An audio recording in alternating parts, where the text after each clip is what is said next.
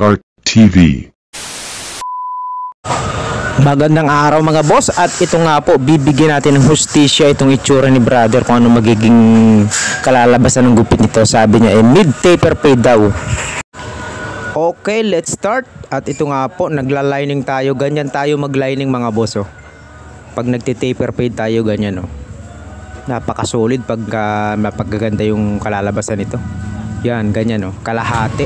Parang ganyan pag high taper, yung pinakapula na yan yung sa taas, yung pinakasulok dun siya. Pag mid taper, yun lang, yung nasa gitna lang na pula. Doon yung sa kalahating pula. Dahil mid taper tayo, dun tayo sa kalahati. At yan, ilagyan na natin ng lining. Gumamit tayo ng detailer natin. Sobrang tagal nang gamit natin ng detailer na yan. Nung 2023 pa yan. 1 year na rin mahigit. Okay, ngayon mag-guard tayo ng number 2. Hanggang dyan lang yung tama ng number 2. Yung may pula na yan hanggang dun lang. Napakaganda rin ito sa kulot na buhok, yung ganitong taper fade na gupit. Lalo sa ganito kay brother.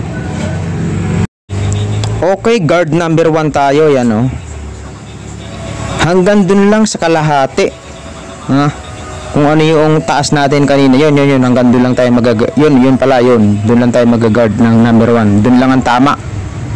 Huwag tayong tataas. Nako, tataas yan, papangit yan.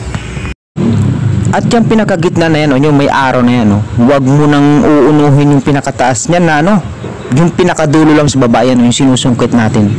Huwag mo nang iuuno yun hanggang doon sa gitna. Yung pinakadulo lang talaga ng buhok, yung nakalawit lang kukunin natin doon, yung pinakadulo lang. Okay, number 0 tayo. Half lang tayo ng lever. I-blending natin, tatanggalin natin yung pinakakanto na yan Blending tayo yan Okay. Kapag nakabisado nyo yung paglaro-laro ng adjuster ng razor na yan, gaganda yung pag-blending nyo kaagad. Maniwala kayo sa akin mga boss.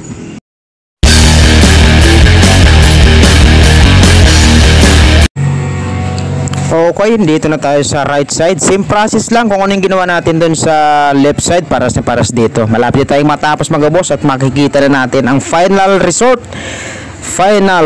nito ni brother. At talagang sisimple ang kabugian nito. Matadagdagan ng 10%. Okay, ready na ba ang lahat? Ito yung before niya mga boss Yan yung before ni bossing. At ito na po ang final result. Okay, panoorin natin ang pangmalupitan pero simple, pero rock. Nako, nandiyan na lahat. Yan hindi masyadong maganda pero pwede na, di ba? Okay, maraming salamat sa mga naglaan ng oras. Babus.